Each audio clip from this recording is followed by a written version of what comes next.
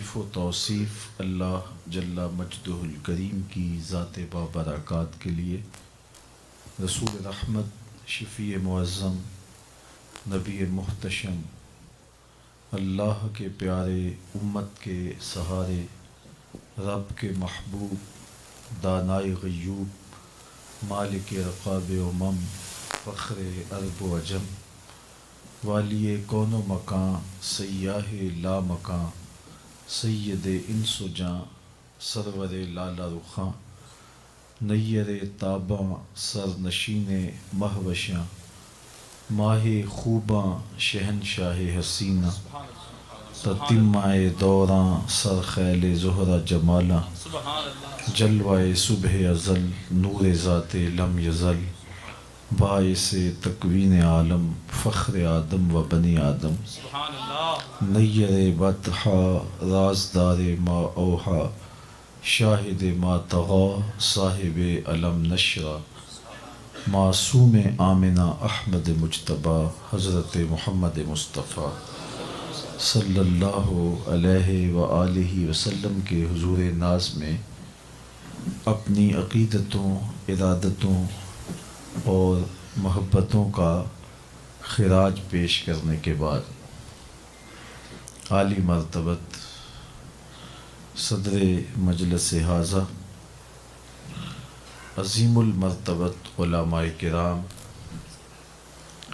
حضرات سامعین، خواتین و حضرات، السلام علیکم ورحمۃ اللہ وبرکاتہ۔ آپ کے یہاں مجھے پہلی مرتبہ حاضر ہونے کا شرف اور موقع نصیب ہوا۔ میرے لیے یہ خوش بختی ہے کہ اتنے عظیم المرتبت علماء کی کہکشاں میں لب کشائی کا موقع نصیب ہو رہا ہے۔ اللہ جل شانہ میری زبان پر کلمۃ الحق جاری کرے۔ مختلف تنظیمات نے مل کر کے آج کے اس پروگرام کا انعقاد کیا۔ اللہ سب کو اجر، بہتر صلہ اور اپنی بارگاہ میں قبولیت نصیب فرما۔ جو جس زاویے میں بھی دین کا کام کر رہے ہیں، اللہ ان کے کاموں میں برکتیں نازل کرے اور ہم سب کو قدم سے قدم ملا کے آگے بڑھتے رہنے کی توفیقات سے مالا مال کرے۔ حضور علیہ الصلاۃ والسلام کی محبت ایمان کی جان ہے، اور اگر یہ جوہر کسی کے سینے میں موجود نہیں ہے تو اس کے ایمان کی کھیتی سوکھ چکی ہے۔ جب محبت ہوگی تو محبوب کا ذکر اچھا لگے گا، اور جب کسی کے لبوں پہ ان کا تذکرہ ہوگا تو روح کو قرار ملے گا۔ جب ہم حضور کے ذکر کی محافل کا انعقاد کرتے ہیں تو یہ چیز بھی سننے کو ملتی ہے کہ یہ کہاں لکھا ہے۔ میں کہا کرتا ہوں کہ کیا ذکر رسول کے لیے بھی کسی دلیل کی ضرورت ہے؟ کبھی ایسا ہوا ہے کہ پھولوں کا تذکرہ چھڑا ہو اور بلبل کہے کہاں لکھا ہے؟ اور یہ بھی نہیں ہو سکتا کہ بات شمع کی چل رہی ہو اور پروانہ دلیلیں ڈھونڈ رہا ہو۔ حضرت شیخ مہدی الفاسی مطالع المسرات شرح دلائل الخیرات میں لکھتے ہیں، حضور کا ذکر سن کر جس شخص کے کلیجے میں ٹھنڈ نہیں پڑتی، اس کے سینے میں دھڑکنے والا دل کسی مومن کا دل ہی نہیں ہے۔ یہ ہو ہی نہیں سکتا کہ ان کا ذکر ہو اور قرار جاں نصیب نہ ہو۔ اہل ایمان تو تسکین پاتے ہیں ان کے ذکر سے۔ میرے شہر کے ایک پنجابی شاعر ہیں، ان کا ایک شعر یاد آیا، تینوں سینے دی میں ٹھنڈ آکھاں، تینوں سینے دی میں ٹھانڈا کھاں شہد گلاب تے کھانڈا کھاں۔ اور یہ انور مسعود صاحب ہیں تو مزاحیہ شاعر، لیکن جب نعت لکھنے پہ آئے تو قلم توڑ دیا۔ ان کا نام لبوں پر آئے میٹھا میٹھا منہ ہو جائے، ان کا نام لبوں پر آئے میٹھا میٹھا منہ ہو جائے، ان کے بول بہاروں جیسے اور اصحاب ستاروں جیسے، ان سا پیارا اور نہ کوئی، ان سے بچھڑ کے لکڑی روئی، جب وہ سیر کو جایا کرتے سر پہ بادل سایا کرتے۔ تو ان کا ذکر، ان کی باتیں اہل ایمان کو تسکین دیتی ہے، محب کو تذکرہ محبوب تسکین دیتا ہے۔ رومی علیہ رحمہ کا انداز تو سادہ ہے لیکن دل نشیں بڑا ہے، وہ تمثیل سے بات سمجھانے کا فن جانتے ہیں۔ تو اس بہت بڑی حقیقت کو وہ ایک تمثیل سے سمجھاتے ہیں۔ کسی نے مجنوں کو دیکھا کہ ریت پر لیلا لیلا لکھ رہا ہے، تو کسی نے روک کے پوچھا یہ کیا کر رہے ہو؟ گفت مشق نام لیلا می کنم، خاطر خود را تسلی می دہم۔ کہنے لگا اپنی محبوبہ کا نام لکھ لکھ کے دکھی دل کو تسکین دے رہا ہوں۔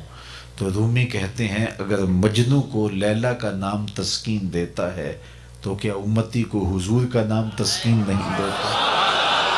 اور میں تو کہا کرتا ہوں میں خانہ سہارا دیتا ہے، نہ جام سہارا دیتا ہے، ہم کو تو مدینے والے کا ایک نام سہارا دیتا ہے۔ ٹھنڈ پڑ جاتی ہے سینے میں جب کسی کے لبوں پہ ان کا نام آئے۔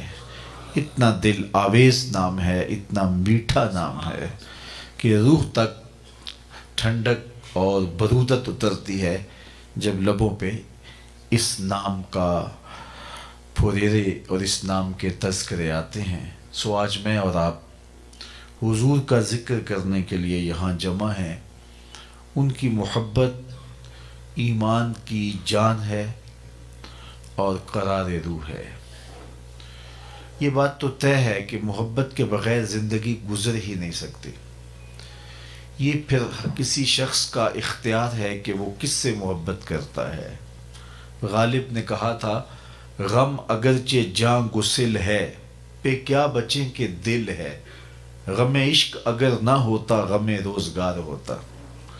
جب سینے میں دل ہے تو پھر دل بھر بھی کوئی ہوگا، جب دل ہے تو پھر دل میں کسی کا انتظار بھی ہوگا، جب دل ہے تو پھر رت جگے بھی ہوں گے، انتظار کی گھاتیں بھی ہوں گی، پھر تڑپ بھی ہوگی، بے چینیاں بھی ہوں گی، اضطراب بھی ہوگا۔ جب دل ہے تو پھر اداسیاں بھی ہوں گی، دل ہے تو پھر کسی کے لیے بے چین ہوگا۔ یہ ہو نہیں سکتا کہ دل ہو اور دل میں درد نہ ہو، چونکہ یہ درد حاصل ہے دل کا۔ ہر شے کی کوئی آبادی ہے۔ یہ کھچا کھچ لوگ آئے تو حال بھر گیا تو یہ اچھا لگ رہا ہے، لیکن اگر خالی ہوتا تو یہ عجیب سا لگتا۔ ہر شے کی پھولوں گلشن کی آبادی پھولوں سے ہے۔ روش روش پہ پھول کھلے ہوں تو گلشن اچھا لگتا ہے۔ تو ہر شے کی آبادی کسی نہ کسی شے سے ہے، لیکن دل کی آبادی لٹ جانا ہے۔ قید میں پہنچا تو حاصل مجھ کو آزادی ہوئی۔ اقبال بولے قید میں پہنچا تو حاصل مجھ کو آزادی ہوئی، دل کے لٹ جانے قید میں پہنچا تو حاصل مجھ کو آزادی ہوئی، دل کے لٹ جانے سے اس گھر کی آبادی ہوئی۔ ہر شے لٹتی ہے تو برباد ہوتی ہے، اور یہ لٹتا ہے تو آباد ہوتا ہے۔ نخل گرتی ہے تو یہ برگ گرتی ہے تو یہ نخل ہرا ہوتا ہے۔ تو برگ گرنے سے تو نخل جل جاتے ہیں، لیکن یہ نخل ایسا ہے کہ برگ گرتی ہے تو یہ ہرا ہوتا ہے۔ بے چینیاں ہی اس کا حسن ہے، اضطراب ہی اس کا جمال ہے، تڑپنا ہی اس کی زندگی ہے۔ وہ مزہ دیا تڑپ نے میری آرزو ہے یا رب، وہ مزہ دیا تڑپ نے میری آرزو ہے یا رب، میرے دونوں پہلوؤں میں دل بے قرار ہوتا۔ یہ تو ایک پہلو میں دل ہے اور تڑپنے کا لطف ہے، اگر دونوں پہلوؤں میں دل ہوتا تو پھر کیا ہوتا؟ اور باہو 4 قدم آگے نکلے اور بولے لوں لوں دے مڈ لکھ لکھ چشمہ، ایک کھولاں تے ایک کجا ہو، تو اس کی بے چینیاں، اس کا اضطراب، اس کی تڑپ، اس کا التہاب، اس کا پیچ و تاب، یہی اس کی زندگی ہے۔ ہر شے ٹوٹتی ہے تو بے توقیر ہو جاتی ہے۔ کتنا قیمتی فانوس ہے لیکن گر گیا، ریزہ ریزہ ہو گیا تو کوڈی مول نہیں رہا۔ ہر شے ٹوٹے تو بے توقیر ہوتی ہے، یہ جتنا ٹوٹتا ہے اتنی قیمت بڑھتی ہے۔ تو بچا بچا کے نہ رکھ اسے، تیرا آئینہ ہے وہ آئینہ۔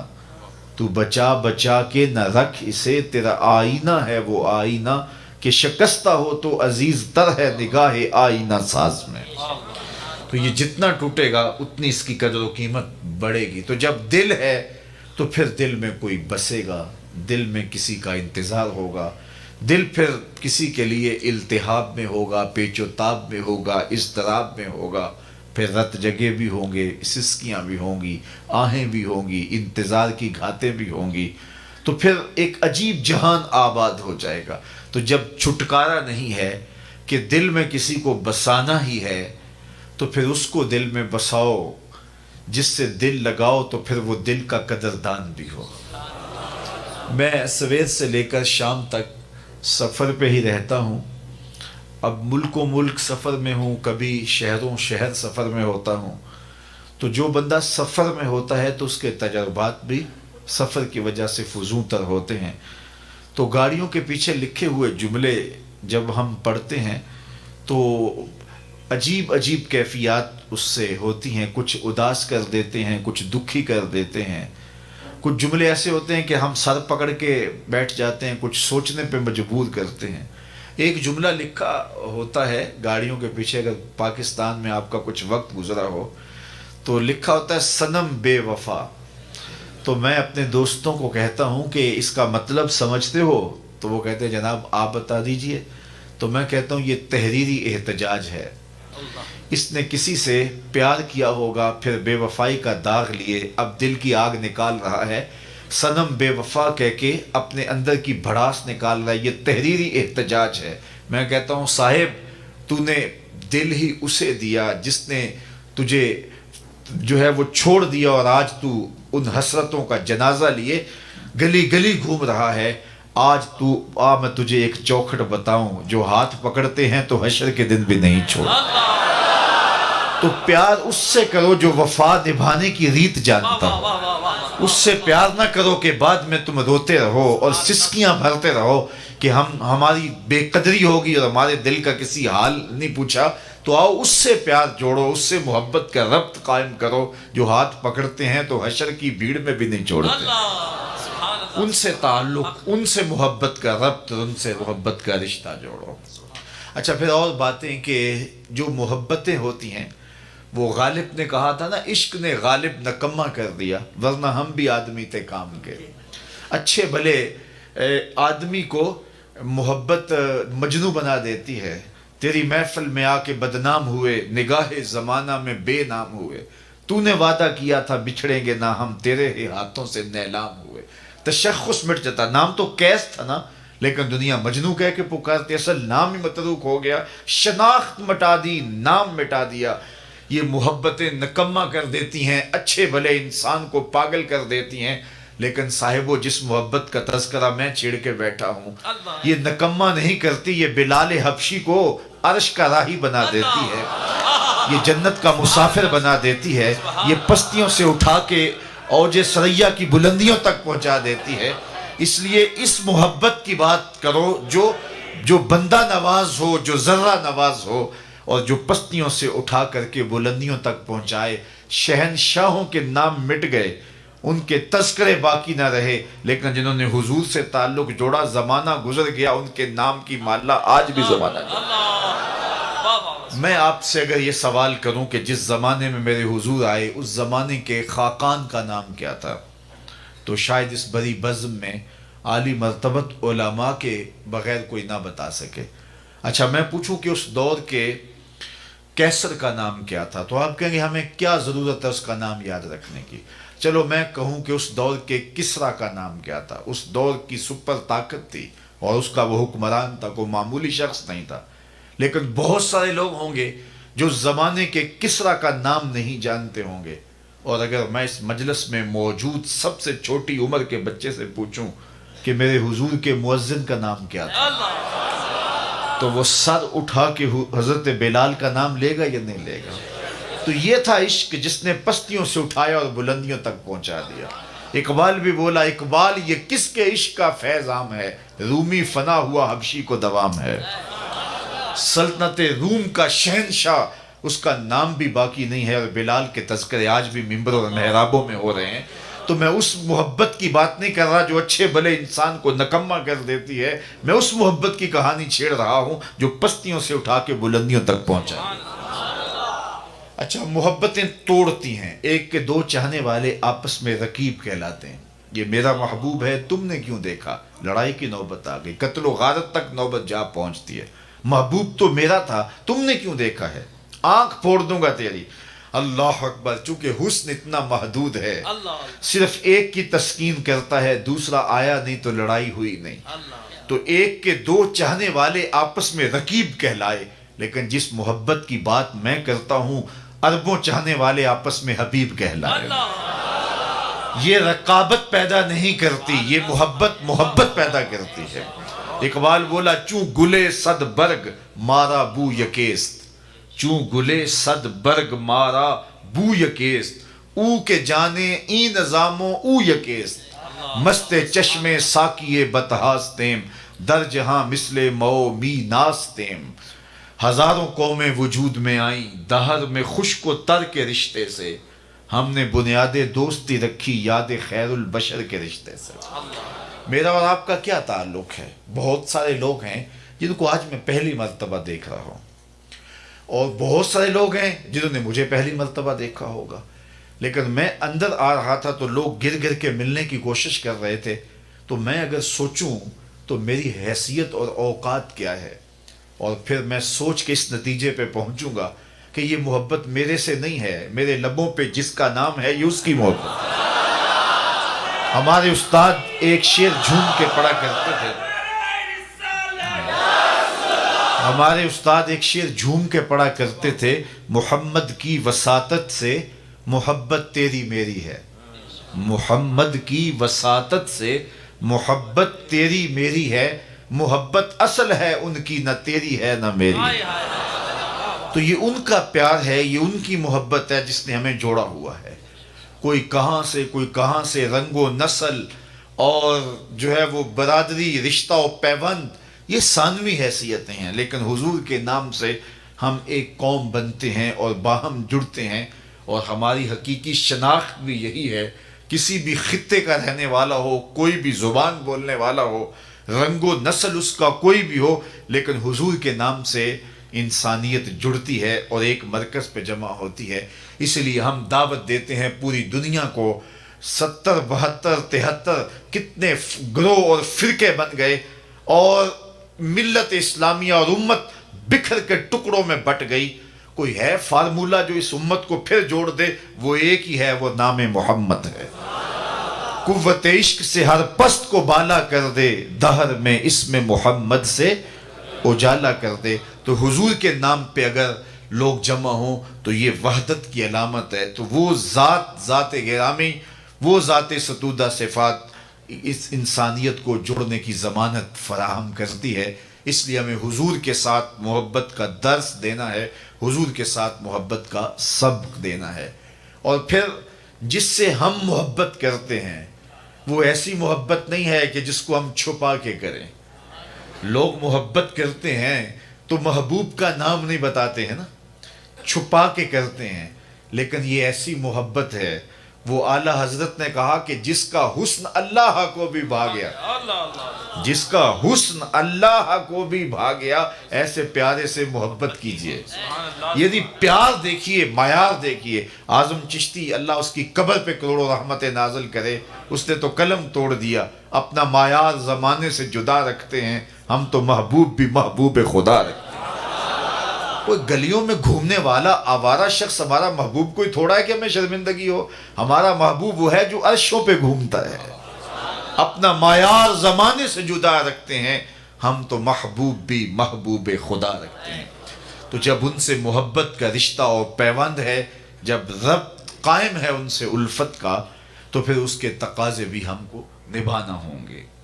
کوئی جس سے پیار کرتا ہے تو کثرت سے اس کا ذکر کرتا ہے، اور کثرت ذکر محبت کا تقاضا ہے۔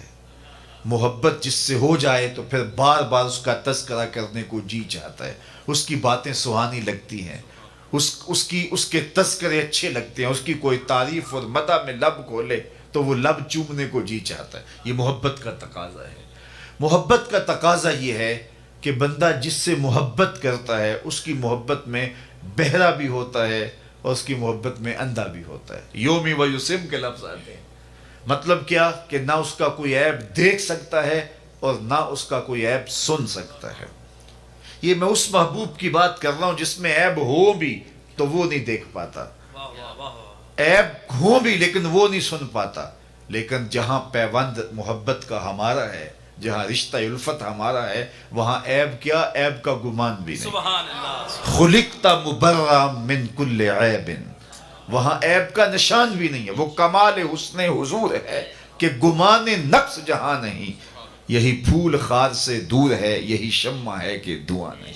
ہر پھول کے ساتھ کانٹا ضرور ہوتا ہے، ہر شمع کے ساتھ جو ہے وہ دھواں ضرور ہوتا ہے، لیکن حسن رسول وہ پھول ہے جس کے ساتھ کانٹا نہیں، وہ شمع ہے جس کے ساتھ دھواں نہیں ہے۔ تو یہ وہ محبت ہے، یہ وہ محبت ہے، یہ وہ الفت ہے، اور یہ وہ پیار ہے کہ جہاں عیب کا نام و نشان بھی نہیں، اور جہاں محبت ہو وہاں عیب ہو بھی تو نظر نہیں آتا۔ رومی علیہ الرحمہ نے اس کو بھی ایک خوبصورت تمثیل سے بیان کیا۔ گفت لیلا را خلیفہ کاں توئی، کس تو مجلوں شد پریشان و غوی۔ بادشاہ وقت نے لیلا کو دربار میں ایک دن بلا لیا اور کہا کہ تیرے حسن کا بڑا شہرہ ہے، تو نے ایک شہزادے کو حواس باختہ کر کے رکھ دیا، کون سا جادو ہے تیری نگاہوں میں؟ مجھے تو تیرے سے زیادہ اپنی لونڈیاں ہنسی نظر آتی ہیں، لیکن تو کیا کمال ہے، کرشمہ کیا ہے بتا تو صحیح۔ از دیگر خوباں تو افزوں نیستی، باقی عورتوں سے کوئی تو انوکھی تو ہے نہیں، لیکن ایک شہزادہ ہوش گوا بیٹا، کیا کمال اور کرشمہ ہے تیری نگاہوں میں۔ تو لیلا نے جو جواب دیا رومی علیہ الرحمہ نے 2 لفظوں میں بیان کی، گفت خامش چوں تو مجنو نیستی۔ بادشاہ نے کہا بادشاہ چپ کر جا، تو کوئی مجنو تو نہیں نا۔ دیدائے مجنو اگر بودے تو را، دیدائے مجنو اگر بودے تو را، از دو عالم بے خبر بودے تو را۔ اگر تیری آنکھ مجنو والی ہوتی پھر تو مجھے دیکھتا۔ تو ہوش دارو مجنو بے خودست، در طریق عشق بیداری بدست۔ تو ہوش والا ہے اور مجنو چھٹی دے کے آیا ہوش کو، اور اس کوچے میں جو ہوش کی پونجی لے کر آیا اسے سودا ملتا ہی نہیں ہے، یہ سکہ اس گلی میں چلتا ہی نہیں۔ تو رومی کہتے ہیں کہ اگر لیلا کو دیکھنا ہے تو مجنو کی آنکھ چاہیے، اور مصطفیٰ کو دیکھنا ہے تو ابو بکر کی آنکھ۔ اور اقبال بولا مانائے حرفم کنی تحقیق اگر، بنگری با دیدائے صدیق اگر، قوت قلب و جگر گردد نبی، از خدا محبوب تر گردد نبی۔ اقبال کہتا ہے اگر نگاہ ابو بکر مل جائے تو جدھر دیکھو گے جلوے نبی کے ہی نظر آئیں۔ خدا تک پہنچنے کے بعد بھی اسی در کا شکریہ ادا کرنا پڑے گا، چونکہ اگر یہ چوکھٹ نصیب نہ ہوتی تو خدا تک بھی رسائی نصیب نہ ہوتی۔ اس لیے وہاں پہنچ کر کے بھی اس چوکھٹ پہ سلامی پیش کرنا ہوگی۔ تو یہ ایک راستہ ہے، ذریعہ ہے۔ تو جہاں محبت ہوتی ہے تو وہاں عیب دکھائی نہیں دیتا۔ اچھا، محبت کا بہت بڑا تقاضا یہ ہے کہ بندہ جہاں محبت کرتا ہے تو تقاضا محبت یہ ہے کہ محب محبوب کی بات مانتا ہے، محبوب کی اطاعت کرتا ہے۔ محبت خالی لفظوں سے نہیں ٹپکتی، عمل بتاتا ہے کہ یہ محب ہے، رویے بتاتے ہیں کہ یہ محب ہے۔ اللہ اکبر۔ میں اور آپ اللہ اور اس کے رسول سے اگر محبت کرتے ہیں تو ہم اپنی محبت کا محاسبہ کریں اپنے اندر اتر کے۔ جن سے دعویٰ محبت ہے، کیا ان کی بات مانتے ہیں؟ کیا ان کے طرز زندگی کو اختیار کیا ہے؟ میرے حضور مدینہ المنورہ کی گلی سے گزر رہے ہیں تو ایک محل نما مکان بن رہا تھا، تو آقا کریم علیہ السلام نے گزرتے رک کے پوچھا یہ کس کا ہے؟ تو کسی نے کہا فلاں انصاری کا۔ حضور گزر گئے، کسی نے جا کے اسے بتایا حضور گزرے تھے، تیرا مکان دیکھا تھا۔ حضور کے چہرے پہ مسرت کے آثار نہیں آئے۔ انہوں نے کہا ہاں بالکل۔ خیر انہوں نے کدال پکڑا اور مکان کو زمین کے برابر کر دیا۔ 2-4 دن کے بعد حضور کا پھر دوبارہ گزر ہوا تو دیکھا ملبے کا ڈھیر پڑا ہے، تو حضور رک گئے، کہا بلاؤ انصاری کو۔ بلایا گیا، کہا میں گزرا تھا تیرا مکان دیکھا تھا، کدھر گیا؟ عرض کی حضور میں نے گرا دیا۔ فرمایا کیوں؟ عرض کی سنا تھا آپ کو پسند نہیں، سنا تھا آپ کو پسند نہیں۔ میں اور آپ دیکھیں ہمارا کیا کیا حضور کو پسند نہیں، سر سے لے کر پاؤں تک، پیدائش سے لے کر کے موت تک، عقیقے ولیمے سے لے کر کے اپنے انداز تجارت تک، اپنی نجی زندگی سے لے کے انداز سیاست تک، ہمارا کیا کیا حضور کو پسند نہیں۔ ایک شخص بحرین سے آئے اور حضور سے انہوں نے سلام پیش کرنا چاہا، آقا نے اعراض کیا، رخ پھیر لیا۔ وہ سمجھے شاید اتفاقاً حضور نے رخ پھیرا ہے، تو جدھر رخ پھیرا تھا تو ادھر سے جا کے حضور کو پھر سلام کیا، تو آقا نے پھر رخ پھیر لیا۔ وہ سمجھ گئے کہ حضور ناراض ہیں، تو جو اصحاب تھے ان سے کہا کہ مجھے تو سمجھ نہیں کہ حضور کی ناراضگی کا سبب کیا ہے، تو کیا تم بتا سکتے ہو کہ حضور کیوں ناراض ہیں؟ انہوں نے غور کیا تو کہا یہ تم نے سونے کی انگوٹھی پہنی ہے، تو اللہ کے محبوب اس کو حرام فرما چکے ہیں اور جہنم کا انگارہ قرار دیا ہے، تو اس وجہ سے حضور ناراض ہو سکتے ہیں، ہمیں تو یہی سبب لگتا ہے۔ تو وہ آگے بڑھے اور انگوٹھی اتارتے ہوئے حضور کو پیش کرتے ہوئے کہا حضور کیا اس وجہ سے ناراض ہیں؟ تو آقا کریم نے اس کو پکڑا اور یوں پھینک دیا، ناراضگی کی وجہ ختم ہو گئی۔ اللہ اکبر۔ کئی لوگ وہ سونے کی چین ڈال لیتے ہیں اور مختلف انگوٹھیاں ڈال لیتے ہیں، بلکہ میں نے ایک شخص کو دیکھا کہ اس نے جو ہے وہ ایک کڑا ڈالا ہے، تو میں نے کہا کہ یہ کیوں ڈالا ہے؟ تو وہ کہنے لگا یہ مدینہ شریف سے آیا ہے۔ میں نے کہا مدینے والے نے تو منع کیا ہے، انہوں نے تو روکا ہے۔ تو حضور نے اس کو پھینک دیا، ناراضگی ختم ہو گئی، وہ بیٹھ گیا، مجلس جاری رہی، گفتگو چلتی رہی۔ جب مجلس اختتام کو پہنچی، لوگ گھروں کو پلٹنے لگے، تو وہ بھی پلٹا نا، تو کسی نے اشارہ دیا وہ انگوٹھی تو اٹھا لو، چلو تم نہیں پہن سکتے، تمہاری بیوی تو پہن سکتی ہے، قیمتی سونا ہے۔ تو اس نے کیا کہا؟ واللہ لا آخذہ وقد طرحہ رسول اللہ صلی اللہ علیہ وآلہ وسلم۔ اس نے کہا اللہ کی قسم میں اسے کبھی بھی نہیں اٹھاؤں گا جس کو میرے رسول نے پھینک دیا۔ تو میں اور آپ دیکھیں کہ ہم کہاں کھڑے ہیں۔ محمد دی زیارت محمد دے رنگ وچ، اے ٹھگ بازیاں جانے پیارا محمد، چوں بنا میں مصطفیٰ خانم درود، از خجالت آب می گردد وجود، عشق می گوید کہ محکوم غیر، سینہ تو از بتا مانند دیر، تا نداری از محمد رنگ و بو، بر زبان خود میالہ نام او۔